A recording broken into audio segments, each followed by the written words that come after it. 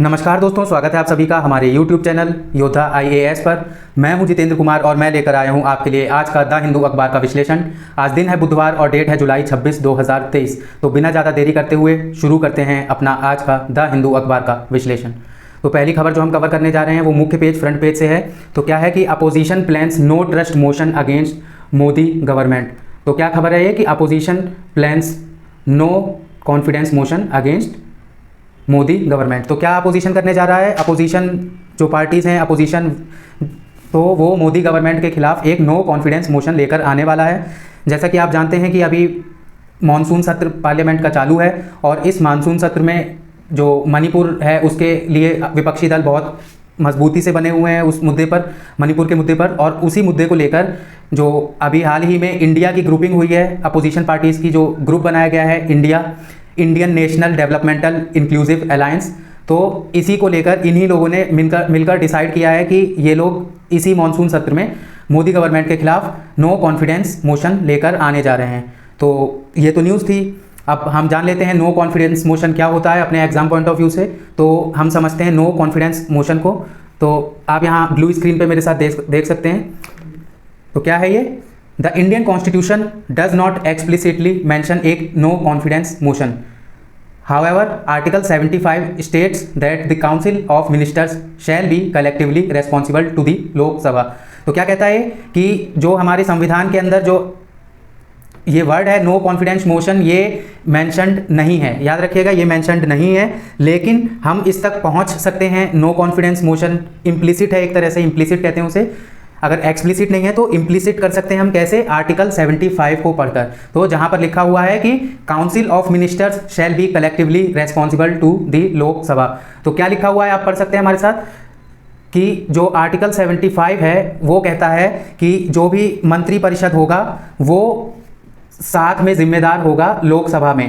तो इससे हम एक तात्पर्य निकाल सकते हैं कि अगर नो कॉन्फिडेंस मोशन पास होता है तो जो गवर्नमेंट है उसे इस्तीफा देना पड़ेगा। This means that the government can only continue in office if it has the confidence of majority of the members of the Lok Sabha. तो क्या है कि अगर मेजॉरिटी जो मेंबर्स हैं लोकसभा के 50% प्लस जो लोग हैं लोकसभा के, अगर ये अगर नॉन कॉन्फिडेंस मोशन को पास करा लेते हैं तो जो गवर्नमेंट है करंट डे, इसे इस्तीफा देना पड़ेगा।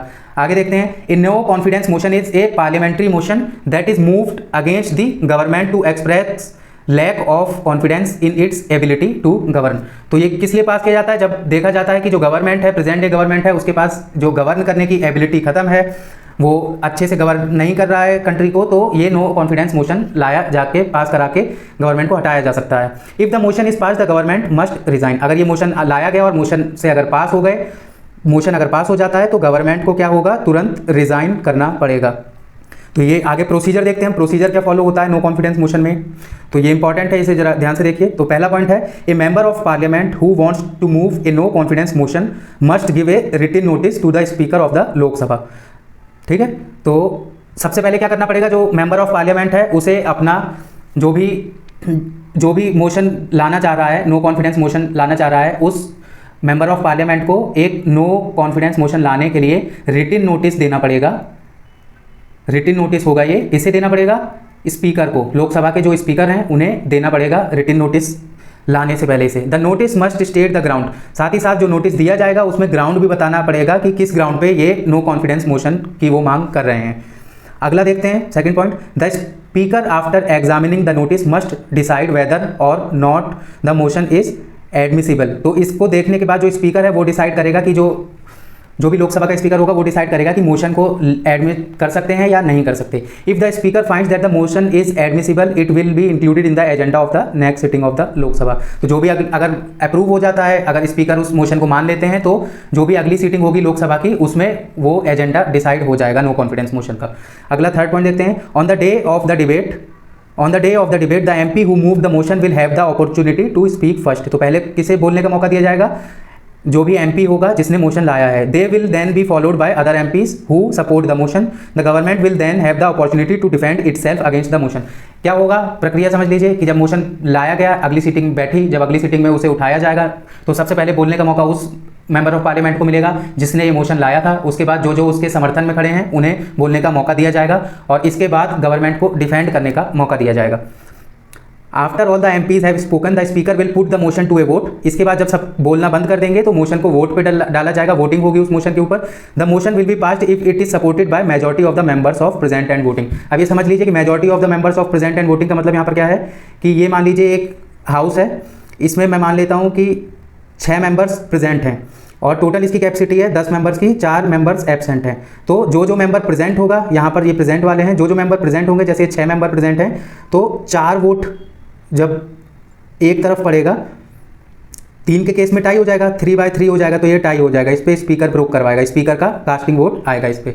लेकिन अगर 3/2/4 होता है, 2 इसके सपोर्ट में पड़े वोट और 4 वोट इसके सपोर्ट में नहीं पड़े, तो ये मोशन खारिज हो जाएगा। तो इसी को कहते हैं majority of the members present and voting. जो पहुंचे हुए हैं मेंबर्स मेजॉरिटी में, साथ ही साथ प्रेजेंट और वोट कर रहे हैं। Here are some additional details about the procedure of no confidence. Additional details देख लेते हैं। The motion must be supported by at least 50 MPs. तो क्या है कि 50 जो भी मेंबर ऑफ पार्लियामेंट होंगे, उन्हें जो भी एमपी मोशन लाएगा उसे सपोर्ट करने के लिए 50 लोग और चाहिए होंगे, 50 member of parliament. The motion can not be moved during the first 6 months of the new parliament. अगर नई पार्लियामेंट गठित होती है नई इलेक्शन के बाद, तो शुरू के 6 महीने में नो कॉन्फिडेंस मोशन नहीं लाया जा सकता। The motion can not be moved if the government has already lost a no confidence motion in the previous 6 month. अगर एक बार गवर्नमेंट ऑलरेडी हार चुकी है, नो कॉन्फिडेंस मोशन उसके खिलाफ लाया जा चुका है और वो हार चुकी है, तो दूसरा मोशन नहीं लाया जा सकता। If the motion is pass the government must resign. अगर मोशन पास हो गया तो गवर्नमेंट को सीधे सीधे इस्तीफा देना पड़ेगा।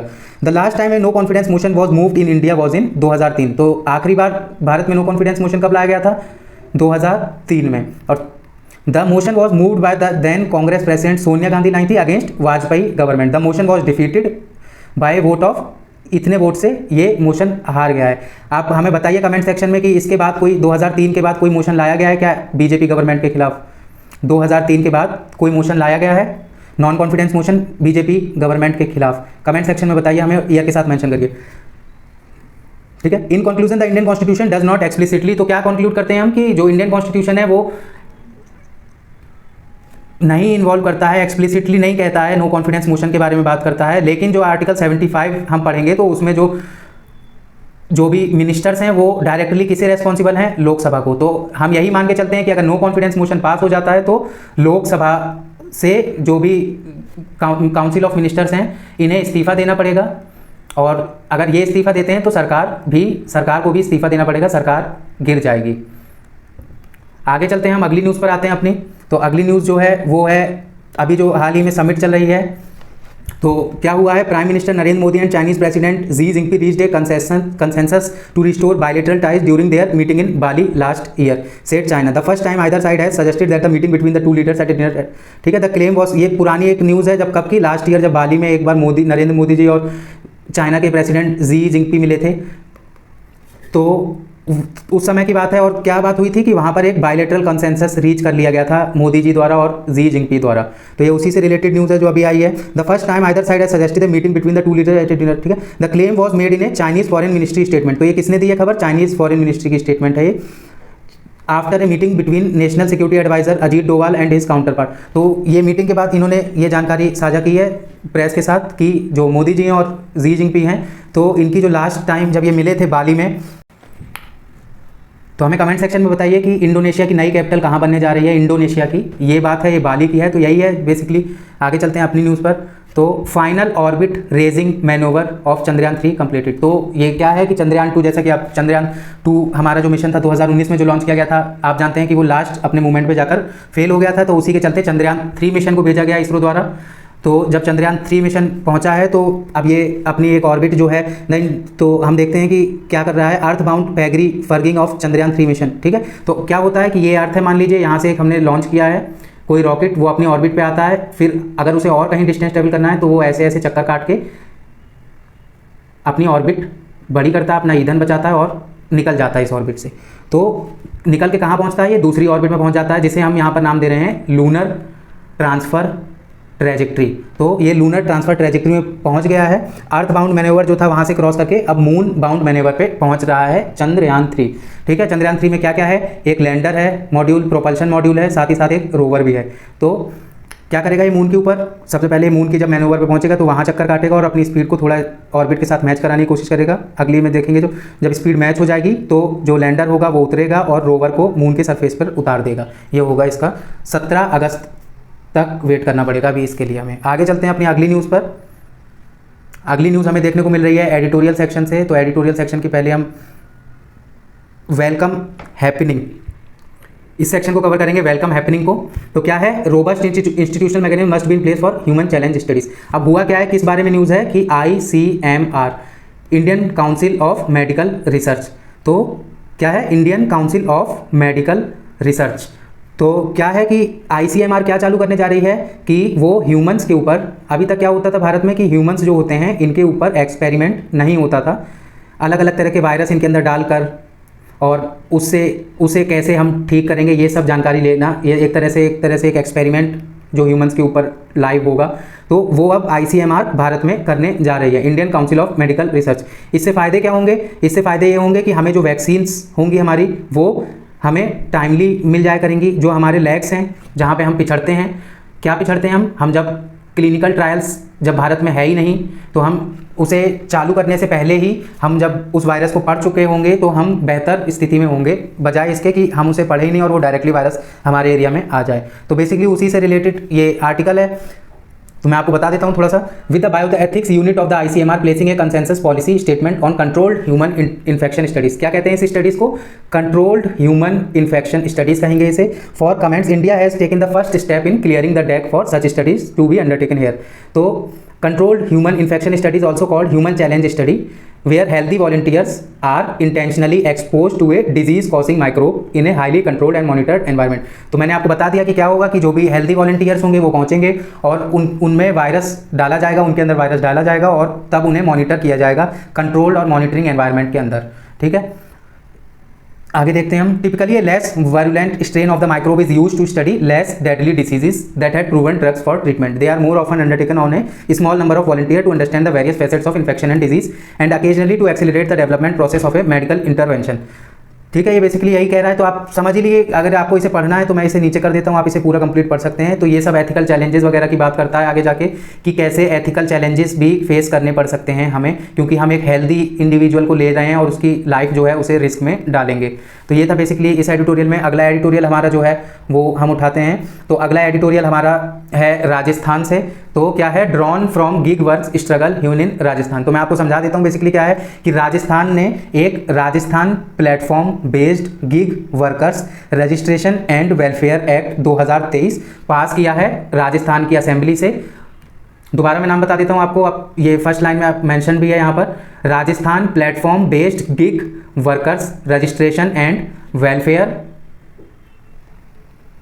एक्ट 2023। तो ये राजस्थान असेंबली में पास हुआ है जुलाई 24 को। तो ये एक तरह से कहा गया है कि एक पावरफुल एग्जाम्पल है लेबर लॉ कैसे काम करते हैं। अब कुछ लोग नहीं जानते होंगे गिग वर्कर्स किसे कहते हैं, किसकी बात हो रही है, तो हम समझ लेते हैं गिग वर्कर्स और हुआ क्या है।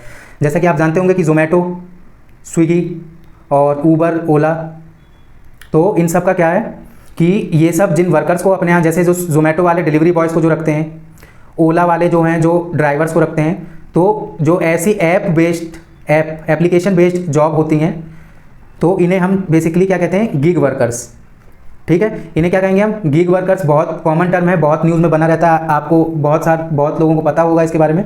जिन्हें नहीं पता है उनके लिए मैं बता देता हूँ। अब दिक्कत क्या थी कि क्यों पास हुआ है ये जो राजस्थान में गिग वर्कर्स एक्ट पास हुआ है और क्यों कहा जा रहा है कि ये पावरफुल एग्जाम्पल है लेबर लॉ का। तो हम समझ लेते हैं कि अभी तक क्या होता था कि जो गिग वर्कर्स हैं इन्हें सोशल सिक्योरिटी नहीं मिलती थी, इनका रजिस्ट्रेशन नहीं होता था सरकार द्वारा, ना ही जो भी इनका वेलफेयर, जो भी इन्हें पैसा मिलना चाहिए स्टेट द्वारा, क्योंकि ये काम कर रहे हैं, देश की GDP बढ़ा रहे हैं और देश की इनकम बढ़ा रहे हैं, तो जैसा पैसा इन्हें मिलना चाहिए था वैसा पैसा इन्हें नहीं मिल पा रहा है, जिस वजह से बहुत पुरानी इन लोगों की मांग थी कि हमें भी सोशल सिक्योरिटी प्लेटफॉर्म में ऐड किया जाए गवर्नमेंट द्वारा, साथ ही साथ हमारा रजिस्ट्रेशन भी हो गवर्नमेंट द्वारा।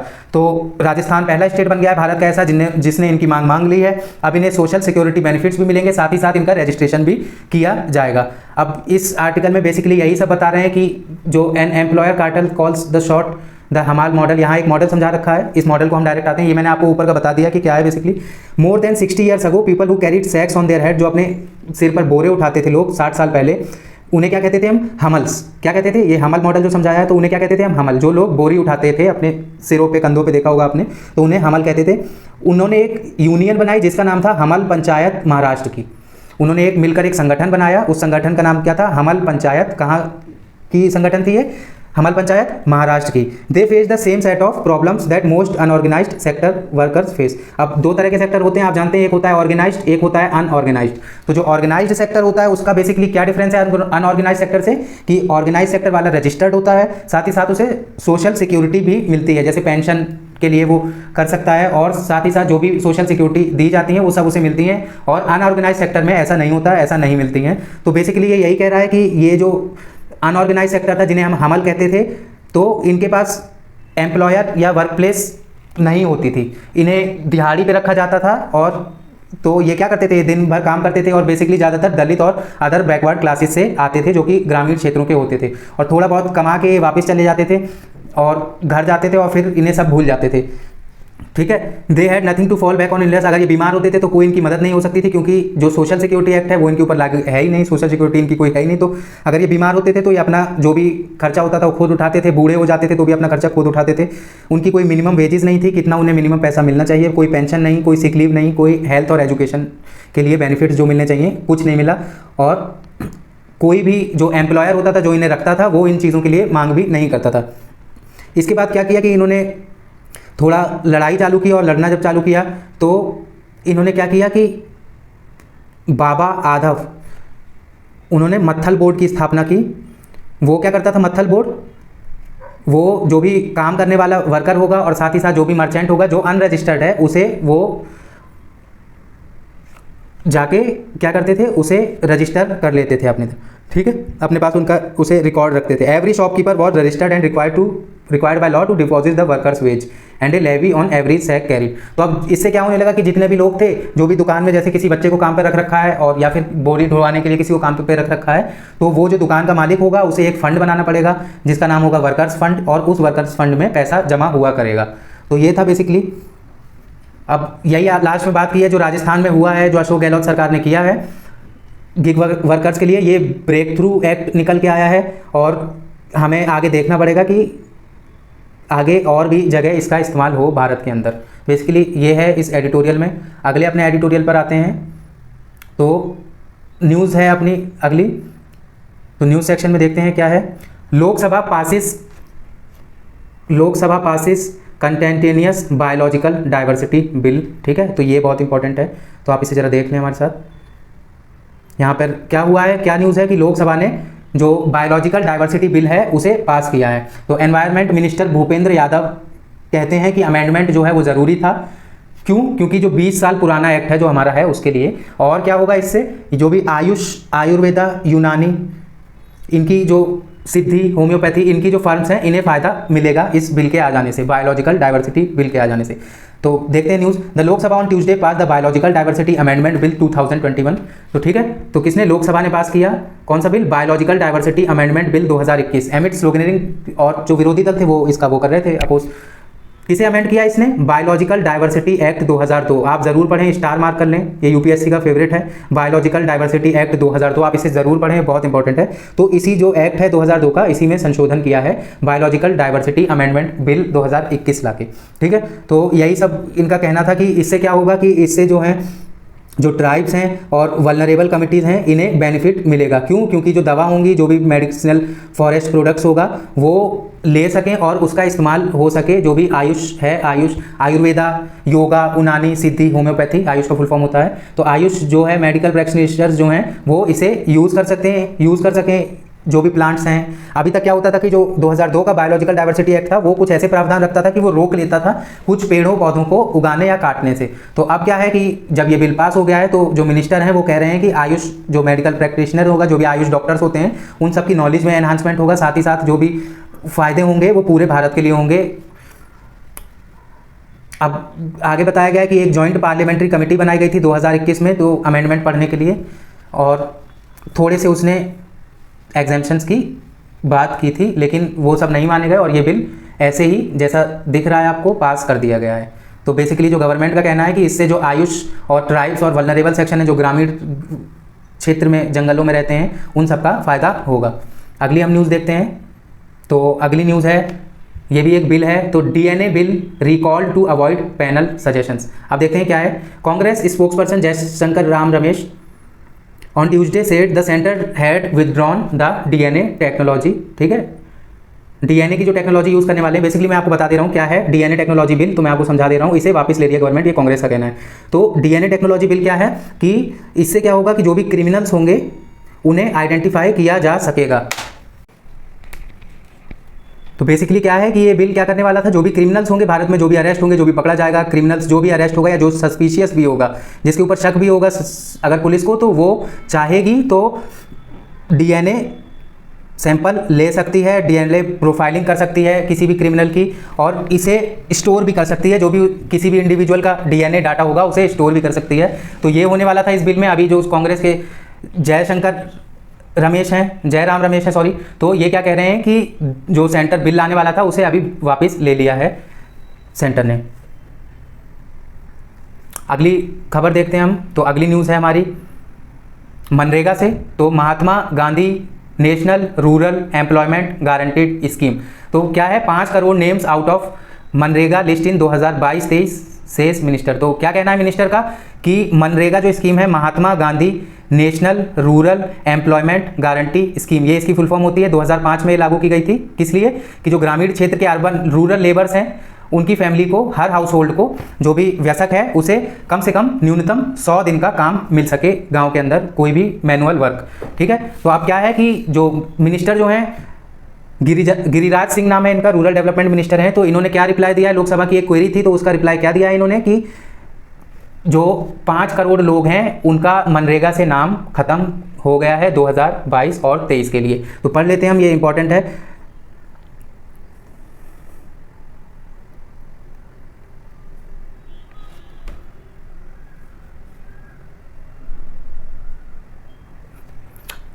आगे देखते हैं। तो क्या कह रहे हैं ये बेसिकली कि लिंक करवा रहे हैं आधार के साथ।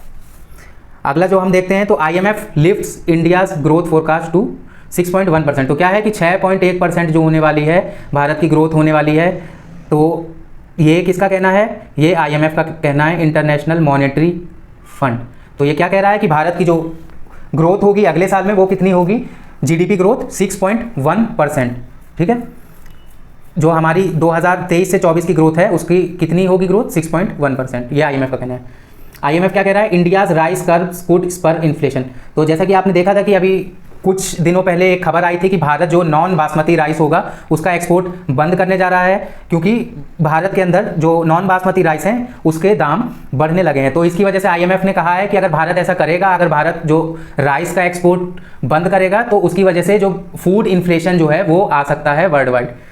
तो आगे चलते हैं हम, क्योंकि आप जैसा कि देख ही रहे हैं कि यूक्रेन जो है, और जो यूक्रेन जो है वो ब्लैक सी से ग्रेन एक्सपोर्ट करता था, लेकिन जो वहाँ वॉर चल रही है यूक्रेन और रशिया के बीच में, तो इसकी वजह से जो भारत पे बहुत डिपेंडेंस बढ़ा हुआ था राइस के लिए। लेकिन राइस भारत ने क्या फैसला लिया है कि वो नॉन बासमती जो राइस है उसे बंद करने जा रही है, एक्सपोर्ट होना उसका निर्यात करना बंद करने जा रही है, जिसकी वजह से आईएमएफ का कहना है कि जो प्राइस हैं वो बढ़ जाएंगे वर्ल्ड वाइड, फूड इन्फ्लेशन आ सकता है और इससे इन्फ्लेशन भी आ सकता है। अगला हम देखते हैं, तो वर्ल्ड न्यूज़ से हम देखते हैं वर्ल्ड न्यूज़ खबर। तो आपने अभी देखा था कि इजराइल में क्या हुआ है कल, कि इजराइल में एक बिल पास कराया गया है जिससे वहाँ की जो भी सुप्रीम कोर्ट होगी उसकी जो पावर्स हैं वो कम कर दी जाएंगी। किसके बेसिस पे, एग्जीक्यूटिव के बेसिस पे। जो सुप्रीम कोर्ट जो है वो एग्जीक्यूटिव के ऊपर ज़्यादा जांच परख नहीं रख सकेगी। ये बेसिकली उस बिल में पास कराया गया, वो लॉ बन गया है इजराइल में कि जो सुप्रीम कोर्ट है वो एग्जीक्यूटिव के काम पर दखलंदाजी ज़्यादा नहीं कर सकती है। तो इसी को लेकर वहाँ पर प्रोटेस्ट चल रहे हैं, और ये प्रोटेस्ट बहुत दिन पहले से भी चल रहे हैं, और अभी कल भी जब वो बिल पास कराया गया परसों, तब भी प्रोटेस्ट देखने को मिला। ठीक है, इसके बाद देखते हैं हम कि यूएस, जैसा कि आप जानते हैं कि यूनेस्को से बाहर हो गया था, उसने अपने आप को बाहर खींच लिया था ट्रंप के टाइम पे, डोनाल्ड ट्रंप के टाइम पे, तो अब वो वापस यूनेस्को का मेंबर बनने जा रहा है। यूनेस्को का हेडक्वार्टर है हमारा पेरिस में, याद रखिएगा, ये इंपॉर्टेंट संस्थान है, इसके बारे में आप पढ़ें, यूनेस्को। अगली जो न्यूज़ होने जा रही है वो हमारी बिजनेस सेक्शन से होने जा रही है। तो पहली जो हम न्यूज़ कवर करेंगे, इन्फ्लेशन में research to 6% in July as food prices soar. अब क्या है कि खाने के दाम, जो खाद्य पदार्थ के दाम है वो क्या है, बढ़ रहे हैं प्राइस। तो जिसकी वजह से क्या हो रहा है कि कहा जा रहा है कि जो इन्फ्लेशन है वो भी बढ़ने जा रहा है। इन्फ्लेशन बेसिकली क्या होता है? Price rise, general price rise, किसी भी सामान के दाम में वृद्धि हो जाना, उसे हम कहेंगे इन्फ्लेशन हो जाना। आगे देखते हैं तो क्या है, central board of indirect taxes and customs detects 9,300 fake GST accounts, rupees 11,000 crore evasion. कितना रुपए का? देखो, जो central board of indirect tax और कस्टम्स है, इसने क्या पता लगाया है, इसकी जांच में क्या पता चला है कि 9,300 फेक जीएसटी अकाउंट बने हुए हैं भारत के अंदर। 9,300 फेक जीएसटी अकाउंट है जो अभी तक इनकी पकड़ में आए हैं, जिसकी वजह से क्या हुआ कि 11,000 करोड़ रुपए जो हैं वो टैक्स के दायरे से हटा लिए गए हैं, बचा लिए गए हैं। तो देखते हैं हम थोड़ा, तो जो central board of indirect taxes and customs है, तो CBIC detects tax evasion amounting to 10,901.94 crore, तो करीबन 11,000 करोड़ रुपए, ठीक है, टैक्स इवेजन किया गया है। इनपुट टैक्स क्रेडिट क्या है? 470 करोड़ के जो इनपुट टैक्स क्रेडिट्स हैं उन्हें ब्लॉक कर दिया गया है। 5 states led by Delhi, UP, Haryana, Gujarat account for almost 60% of suspected fake accounts. तो यूपी, हरियाणा, गुजरात और दिल्ली, तो ये 60% जो अकाउंट्स हैं, सबसे ज़्यादा 60% इन 4 जगह से हैं, दिल्ली, यूपी, हरियाणा और गुजरात। तो आज के लिए बस इतना ही। हम कोशिश करेंगे कि हम रेगुलर रहें, लेकिन कुछ चीज़ें ऐसी होती हैं कि कभी कभी हम नहीं आ पाते हैं, तो हम चाहते हैं कि आप अपना अखबार रेगुलर पढ़ें। और इस वीडियो को आप अगर देखते हैं तो मैं आपसे एक निवेदन करता हूं कि आप एक द हिंदू अखबार का सब्सक्रिप्शन खुद भी लें, क्योंकि मेरे समझाने के बाद आपको खुद जाकर भी उसे पढ़ना होगा, तभी आपको पूरी तरह से समझ में आ पाएगा। आज के लिए बस इतना ही। अगर कोई भी सुझाव है तो हमें कमेंट सेक्शन में बताइए। यदि आप हमारे साथ टेलीग्राम पर जुड़ना चाहते हैं तो योद्धा IAS ग्रुप ज्वाइन करें। स्पेलिंग है YODHA स्पेस IAS। इसे टेलीग्राम पर सर्च करें, इस ग्रुप को ज्वाइन करें और अपनी समस्याएं वहां हमारे साथ आप शेयर कर सकते हैं। धन्यवाद।